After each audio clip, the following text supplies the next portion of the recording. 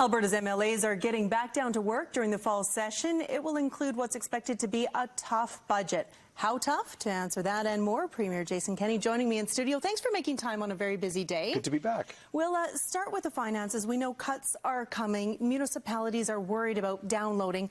Does that downloading ultimately hit the taxpayer in the end? If the province is paying less, taxpayers have to pick up more. I don't think it should. First of all, let's realize that we're facing a fiscal crisis. As Dr. Janice McKinnon's expert panel highlighted, our debt as a province has gone from 13 to 60 billion in the last 4 years. If we do nothing, we're headed to well over 100 billion, which means we would be spending billions more on interest payments to service that debt, money that would not go to municipalities or universities, schools, hospitals, or roads. So we need to get ahead of this, and that's why in a couple of weeks our budget will be, I think, a prudent effort to restore balance to our finances. There will have to be some modest reductions in spending, but much less than we've seen in Alberta in, like, for example, 1993. And we want to be partners with municipalities. I've said to them, we're going to cut the provincial red tape on them, which is a big administrative burden. And mainly the McKinnon report says on the municipalities where we're overspending tends to be on the capital spending side. So there might be a sort of a spreading out some of the capital spending over more time would be kind of where we're headed. People have, of course, hearkened back to the 90s, thinking about how bad things might get, how deep the cuts might get. Are you saying you're confident then that the changes you make to lessen the red ink on the province side won't hit the average Albertan's pocketbook, say if we had to start paying user fees for things, that sort of thing? Well, first of all, I do believe that government services that people benefit from, like, when they go and apply for something, that the cost should be embedded in the fee rather than being subsidized by taxpayer in most cases. So that would be a user fee? Yeah, so I don't think it's unreasonable to have people actually pay the cost of delivering a license, for example. But so, yeah, everybody is going to have to pitch in here. There's no bone. Let me make no bones about it. We can't stop the dive into a reckless debt without everybody participating. But here's the point. If we don't make some challenging decisions now, the situation will just metastasize out of control, and we'll find ourselves 4 or 5 years from now with $120 billion debt, spending $4 billion on interest payments, money that goes to bankers and not public services. So for me, the responsible, and you know what? We're going to be talking about saving basically a couple pennies on a dollar here.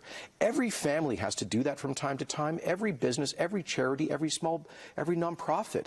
So we have to make some choices, just like families do around the kitchen table, on living within their means. Will you legislate public sector wages? We'd prefer not to. We'd prefer to go through the collective bargaining process and do so in good faith. But we do need to see continued discipline on that, because that's half of public spending in Alberta is wages, salaries, and benefits within the public sector. And as the McKinnon panel reports, we are generally spending, well, overall, we spend 20% more than other provinces. That includes compensation. If we were spending at the same level per person as BC and Ontario, we'd be spending $10 billion less. The challenge for our public sector and our unions is help us operate more efficiently, at least as efficiently as BC and Ontario. You're going to introduce more than a dozen bills this session, or that's your plan, including your climate plan for big emitters. How do you, as Premier, balance how important the energy industry is to our economy and to our Albertan identity with that push to become cleaner, greener, even more so than we already are? Well, you're right. We will be introducing legislation on exactly that point. It's called the Technology Innovation and Emissions Reduction Levy on major emitters that will basically be for the 55% of the emissions produced in Alberta by big companies, and that will create a fund to support research at our universities and elsewhere that reduces carbon and greenhouse gas output. My view is the solution to the climate challenge will be found through technology, and technology that we can share with places like India and China, where greenhouse gas emissions are rocketing up. So I'm very optimistic. I think we're on the cusp of some really amazing new technology that reduces emissions in our oil sands and our energy sector. Carbon capture and storage that the province has invested in is becoming more and more economical. Replacing steam with solvents up in the oil sands, gas cogeneration, and other technologies. We're on the cutting edge here, and the Tier Fund, our policy, will help to support that. Will it be enough? I mean, we just saw bridges in Edmonton and Calgary blocked yesterday by climate activists. People are very invested in immediate solutions and drastic solutions. Will it? And you're shaking your head. I saw that you tweeted that action was not appropriate. But will addressing the oil sands be enough, or I know you're not a fan of a carbon tax, but do we need to do more somehow? The carbon tax wasn't doing anything to reduce emissions, and not even the NDP could claim seriously that it was. Punishing people for heating their homes and driving to work is not really an environmental policy. What we're talking about will actually make a meaningful difference. And the real problem, it's a global one, it's not a Canadian one. We need to stop the huge increases in emissions in China and India. That means technology. It also means selling them our liquefied natural gas so they can convert from high-emitting coal to much cleaner natural gas power production. But in terms of these so-called climate activists, they're not climate activists. They're just radical illegal protesters. I was at 6 people who drove up in a huge SUV, underscoring their hypocrisy. And, if these people were sincere about their obsession with reducing emissions, they would be the biggest supporters of nuclear power, which is zero emissions, and producing natural gas to displace coal-fired power. But they're against both of those things, because you know what they're really against? The entire modern economy. And no, Albertans don't agree with that. We want practical measures to reduce emissions, not that kind of radical shutdown of our economy. I want to ask you, you talked about Albertans agreeing with things. I want to ask you a little bit about the Alberta identity and where your government fits in. You had a press conference on a turkey farm recently that had been taken over by protesters. You donated money to a landowner who's being sued by an intruder.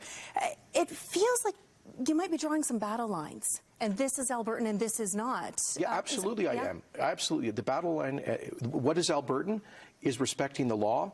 And what is not Albertan is breaking the law. That's the battle line I'm drawing. I think there should be real consequences for crime, including invading people's private property and jeopardizing the safety of their families and their farms. In the case of the turkey farm invasion by militants, that they represented a biohazard to the animals. They invaded the private property. Listen, if people are anti-farming, they're anti-poultry industry, they have every right in our democracy to get out a sign, stand on public property, attend protests in public areas, write op-eds, free speech. But crossing past someone's private property, invading their farm, and creating a public safety danger, that is not legitimate. So I will absolutely call that out, and will bring in legislation to provide stronger penalties and disincentives for that kind of harassment of our farm families. So it's not so much about, I'm just thinking as well about the inquiry line that you started, into those groups who might be against the oil industry. So you're saying it's not about your beliefs, it's about the action you might take? In that case, it's not about criminality. What we're trying to do is to shed the spotlight of transparency on the largely foreign-funded campaign to shut down pipelines and landlock Alberta energy. Tens of millions of dollars of this has come from big U.S. multi-billion-dollar foundations. There's also evidence from Congress and NATO, the U.S. Congress and NATO, that there have been Russian government activity in opposing pipeline development in North America. We want to get to the bottom of that to the extent that we can, so we know who is funding that campaign and why. So that's why we've launched a public inquiry under the Inquiries Act. We were elected by Albertans to do that. That was a platform commitment. And I don't think there's anything untoward or hostile. We're not saying that people don't have a right to oppose our energy sector. We are saying Albertans have a right to know who's funding it. I'm just about out of time with you, but I want to ask, you're heading back into a fall session. You've got a lot on the agenda. What counts as a win? Does it have to be that the economy turns around? Well, that's our number one focus, of course, in our campaign and as a government was restarting the Alberta economy, getting people back to work, which means restoring investor confidence. And that's our obsession. That will be the theme amongst the 15, 17 bills that we introduced this fall.